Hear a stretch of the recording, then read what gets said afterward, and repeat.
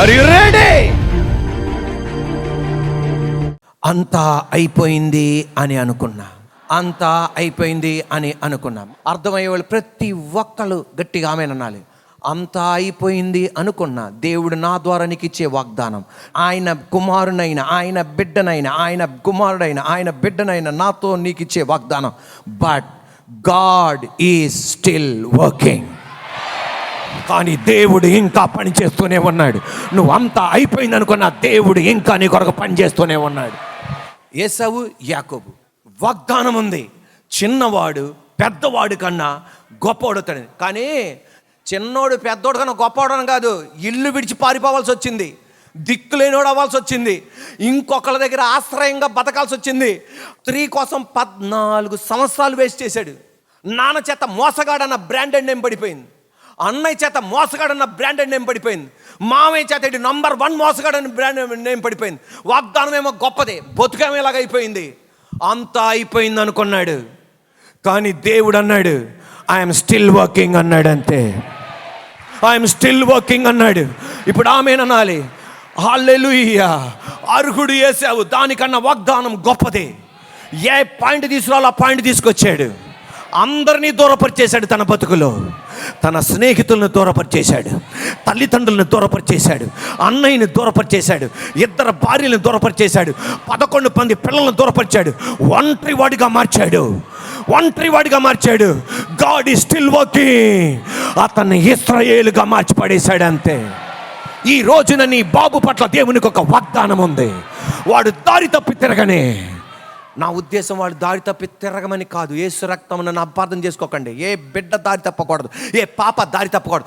ఒకవేళ దారి తప్పి తిరుగుతున్నా, నువ్వు కన్నీరు కారుస్తున్నావే, తల్లితో దేవుడిచ్చే వాగ్దానం, తండ్రితో దేవుడిచ్చిన వాగ్దానం, ఈ వాగ్దానం జ్ఞాపకం ఉంచుకో. నజరేయుడైన యేసయ్య అధికారం గల నామములో అంతా అయిపోలా. I'm still working on behalf of your boy, I'm still working behalf of your girl, behalf of your child, behalf of your girl and your boy. నేను ఇంకా పని చేస్తూనే ఉన్నా. హల్లెలూయా. నువ్వు అనుకుంది ఒకటి, నువ్వు అనుకున్న దానికన్నా గొప్పవాడిగా నేను చెయ్యబోతున్నా. సరిపోలా, గొప్ప దానిగా నేను చెయ్యబోతున్నా. God is still working. నేను ఒక నిజంగా జరిగిన సంఘటన విన్నా. ఆ టీచర్ పేరు Mrs Thomson. Mrs Thomson 5th class పిల్లలకి టీచర్. ఆ టీచర్ ఫస్ట్ రోజు క్లాస్కి వెళ్ళగా టీచర్లు అందరూ చెప్పే అబద్ధం ఈమె కూడా ఆ అబద్ధం ఆడింది. 5th క్లాస్ పిల్లల దగ్గర ప్రతి టీచర్ ఏ క్లాస్కి వెళ్ళినా ఈ అబద్ధం ఆడతారు. ఆ అబద్ధం ఏంటంటే, క్లాసులో ఉన్న వాళ్ళందరినీ నేను సమానంగా ప్రేమిస్తాను అని. అది నంబర్ 1 అబద్ధం. ఏ టీచర్ కూడా సమానంగా ప్రేమించలేదు. అలాగే ఈమె కూడా అబద్ధం ఆడింది. మిస్సెస్ థామ్సన్ అందరినీ సమానంగా ప్రేమిస్తాను. కానీ అక్కడ ఒక బాబు ఉన్నాడు 5వ తరగతిలో, థియోడర్. అతన్ని టెడీ అంటారు. ఆ టెడీ అన్న 5వ తరగతి చదువుతున్న బాలుడు తనకి ఇష్టం వచ్చినప్పుడు వస్తాడు, ఇష్టం వచ్చినప్పుడు రాస్తాడు, ఇష్టం వచ్చినప్పుడు ఏం చేస్తాడు ఆయనకే తెలియదు. క్లాస్లో పిల్లలకు కూడా ఆయన అంటే అసహ్యం. ఈ టీచర్కి కూడా అసహ్యం కలిగింది. ఈడేంట్రా బాబు ఇలాంటి వాడు దొరికాడు నాకని. దొరకగానే ఈ బాబు చేసే చేష్టలన్నీ చూసి, ఈడేంటి ఇలా తయారవుతాడు, ఇలాగ మాట్లాడాడు, ఇలా మూర్ఖుడైపోయాడు, ఏంటా హోంవర్క్ చేసావంట అంటాడు. ఎరా అలా చూస్తున్నావంటే అంటాడు. ఎందుకంటే ఇతర దేశాల్లో పిల్లల్ని ఏం చేయకూడదు, కొట్టకూడదు. కొడితే టీచర్ ఉద్యోగంగా వెళ్ళిపోద్దాం అంతే పైకి. మనోళ్ళ వంగేసి వారే నాయన ఏకంగా ముట్టికాయలేసేస్తారు. ఏంటిది తల మీద అట్టకట్టక. మా టీచర్ ఉంది, హిందీ మిస్, ఈ రోజుకి కూడా ఉంది. Put your hand on the bench అంటది. పెట్టి డస్టర్ పెట్టి కొట్టిది అబ్బా కొడేస్తారు. అది కొట్టడం కుదరదు. ఈడేంట్రా బాబు ఇలాంటి వేషాలు వేస్తాను అనుకోండి. ఈమె స్టాఫ్ రూమ్కి వెళ్ళి వీళ్ళ రిపోర్ట్, పిల్లల యొక్క రిపోర్ట్లు స్టాఫ్ రూమ్లో ఉంటాయి. అంటే ఒక మాటలో ఉంటాయి ఆ కుర్రోడు ఎలాంటోడని. ఫస్ట్ తరగతిలో ఈ కుర్రోడు ఎలాగున్నాడా అన్న రిపోర్ట్ చూసింది. దాంట్లో క్లాస్ టీచర్ ఏం రాసిందంటే, చాలా మంచి కుర్రోడు, బ్రిలియంట్ అని రాసింది. 2వ తరగతి టీచర్ ఏం రాసిందంటే, చాలా షార్ప్, అందరితో ఊరికే ఫ్రెండ్షిప్ అయిపోతాడు అని రాసింది. 3వ తరగతి టీచర్ రాసింది, వాళ్ళ అమ్మకి అనారోగ్యం, ఆ అనారోగ్యంతో మరణించింది, అందువలన ఒంటరితనం అనుభవిస్తున్నాడు అని రాసింది. 4వ తరగతి టీచర్ రాసింది, ఒంటరి వాడు, ఇతనికి సపోర్ట్ చేసే వాళ్ళు ఎవరు లేడు, మూర్ఖుడిగా తయారైపోయాడని.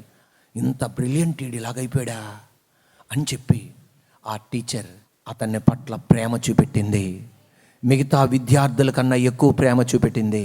వాళ్ళ ఊరిలో క్రిస్మస్ టైంలో టీచర్లకి గిఫ్ట్ ఇవ్వాలి. అందరూ గిఫ్ట్లు తీసుకొస్తే మనోడు కొంచెం తేడా కదా, ఆడేం చేశాడంటే ఇంట్లో ఉన్న చెత్త కవర్లో బ్రేస్లెట్, ఏంటిది అమ్మ వాడిన బ్రేస్లెట్, అమ్మ వాడిన పెర్ఫ్యూము క్యారీ బ్యాగ్లో పెట్టుకొని మిస్ ఇదిగా అన్నాడు. అనగానే పిల్లలందరూ ఏమంటున్నారంటే ఎవడ కవర్ తీసినా ఎవడ కవర్ తీయదు, కానీ ఆ మిస్ థామ్సన్ ఆ బాబు కవరే తీసి బ్రేస్లెట్, అమ్మ బ్రేస్లెట్ పైన ప్లాస్టిక్ ముత్యాలు అవి ఊడిపోయినాయి, అవి చేతులు కట్టుకుంది. అమ్మ వాడిన పెర్ఫ్యూమ్ తన వస్త్రాన్ని కొట్టుకుంటే వీడి కళ్ళు తిరిగిపోయినాయి. మా మిస్ ఏంట్రా బాబు నన్ను ఎలా చేసింది అనుకుని అందరూ వెళ్ళిపోగానే ఈ మిస్ థామ్సన్ దగ్గరికి టెడీ వెళ్ళి ఇలాగన్నాడు, మిస్ మా అమ్మ చెయ్యిలాగే ఉంది మీ చెయ్య, మా అమ్మ లాంటి వాసన మీ దగ్గర నుండి వస్తుంది. ఈమె తట్టుకోలేకపోయింది మిస్సెస్ థామ్సన్. వీడు మూర్ఖుడు కాదురా బాబు, వీళ్ళు ఏముంది, ప్రేమ ఉందరా నాయన. గంట సేపు స్టాఫ్ రూమ్లోకి వెళ్ళి ఏడ్చింది. మరుసటి రోజు వచ్చింది. అలా 10th క్లాస్ స్కూల్ టాపర్గా పాస్ అయ్యాడు. తర్వాత స్కూల్ టాపర్గా మారి 10th క్లాస్లో ఫేర్వెల్ ఉంటుంది, చదువుకున్న పిల్లలు తెలుసు. ఆ ఫేర్వెల్లో ఒక ఉత్తరం రాసి పెట్టాడు, you are my best teacher అని ఉత్తరం రాసి పెట్టాడు. పైన ఇంటర్మీడియట్ చదవటం ప్రారంభించాడు.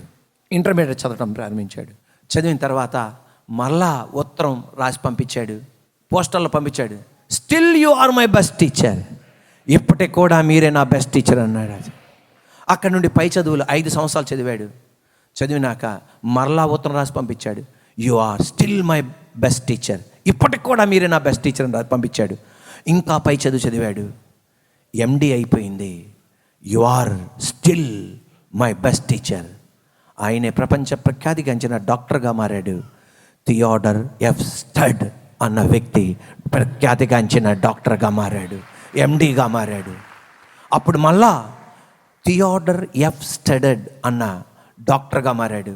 అంత మట్టుకే కాదు, మళ్ళా ఉత్తరం రాశాడు, you are still my best teacher. వివాహ సంబంధం వచ్చింది. నాన్న మరణించాడు, తల్లి మరణించింది. పెళ్లి కూతురు తరపున వాళ్ళ అమ్మన్న కూర్చోవాలి, వాళ్ళ నాన్నన్న కూర్చోవాలి. పక్కన పెళ్లి కుమారుడు పక్కన వాళ్ళ అమ్మన్న కూర్చోవాలి, వాళ్ళ నాన్నన్న కూర్చోవాలి. కానీ ఇప్పుడు కూర్చోడానికి అమ్మ లేరు. టీచర్కి ఉత్తరం రాశాడు, మిస్ నా పక్కన కూర్చోడానికి అమ్మ లేదు, నాన్న లేడు, మీరు నా అమ్మ స్థానంలో మీరు కూర్చోవాలి. మిస్ థామ్సన్ ఏడవటం ప్రారంభించింది. రిప్లై ఇచ్చింది, నేను మీ అమ్మ స్థానంలో నేను కూర్చుంటానని రిప్లై ఇచ్చింది. అదే బ్రేస్లెట్ కట్టుకొని వచ్చింది. ఇప్పుడు 5వ తరగతి బ్రేస్లెట్ కట్టుకొని వచ్చింది. అదే పెర్ఫ్యూమ్ కొట్టుకొని వచ్చింది. మా అమ్మలాగే ఉన్నారు మిస్. పెళ్ళిలో ఆడియన్స్ అనేక మంది డాక్టర్లు వచ్చారు, ప్రొఫెసర్లు వచ్చారు, ఇతను ప్రొఫెసర్లు వచ్చారు. అందరి ముందల పరిచయం చేశాడు. మిస్ థామ్సన్ మా అమ్మకి మించి కూర్చుంది ఇక్కడ. మా అమ్మ కాదు, మా టీచర్. మా నాన్న మరణించాడు, మా అమ్మ మరణించింది, కానీ మా టీచర్ ఈమె నాలో ఉన్న గొప్పతనాన్ని బయటికి తీసింది టీచర్. నా పాయింట్ ఒకటే, చిన్నవాడు పెద్దవాడు కన్నా గొప్పవాడు అవుతాడు, కానీ నాన్న చేత మోసగాడు, అమ్మ చేత మోసగాడు, మామయ్య చేత మోసగాడు. అబ్బా, అమ్మాయిల వెంట పడి జీవితాన్ని నాశనం చేసుకున్నవాడు. ఒక టీచర్ రిపోర్ట్ చూసి మంచితనం బయట తీసుకురాగలిగితే, గొప్పతనం బయట తీసుకురాగలిగితే నువ్వేమవుతావో అని తెలిసిన దేవుడు, నువ్వు అమ్మ కడుపులోనే ఉండగా రూపింపబడుతుండగానే నువ్వు ఏం అవ్వబోతావని తెలిసిన దేవుడు, నిన్ను దెయ్యంగాడు నిన్ను మొక్క చక్కలు చేసిన తునకలు చేసిన టీచర్ బయట తీసుకురాగలిగితే నా దేవుడు యాకోబు నుండి ఇశ్రాయేలుని బయటికి తీసుకురాగలడు. ఈ రోజున దేవుడు నిన్ను విడువడు.